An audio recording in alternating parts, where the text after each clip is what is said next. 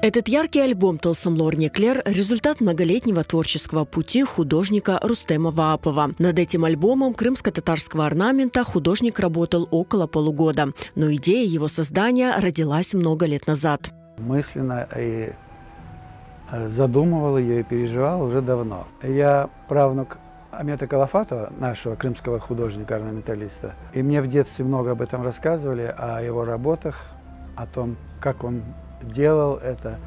Сохранилось, правда, узоров немного, но мне хотелось узнать побольше о нем, узнать побольше об орнаменте. И последние годы я интересовался и в интернете, и на лекции ходил. В альбом «Тылсым Лорне Клер» вошло 120 орнаментальных композиций в авторской интерпретации. Каждая из них гармонично вплетается в сюжеты, поэтические названия которых отражают внутренний мир Рустема Ваапова. Среди них «Кальплернын Кавушева», «Ватан», «Кырым Озегі», «Севгі», «Аджи Бибер ве Назлы Яр» и многие другие.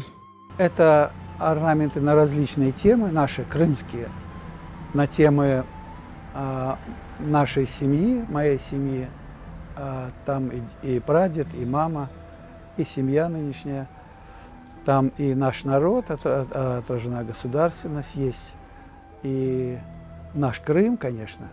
Все это оформлено узорами в традициях нашего народного орнамента, но с моим авторским художественным переосмыслением.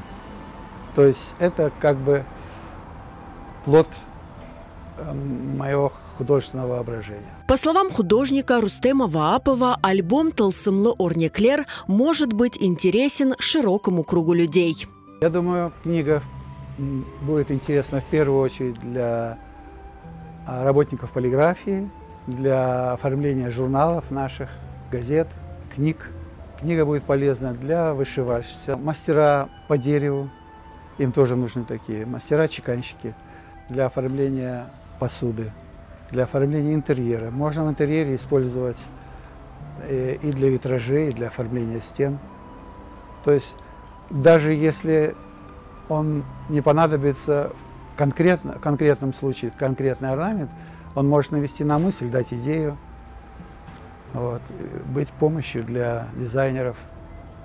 Так, я думаю, люди будут интересоваться этим. Альбом «Тылсым Лорне Клер» издан в 500 экземплярах. В продажу поступит лишь небольшая часть тиража.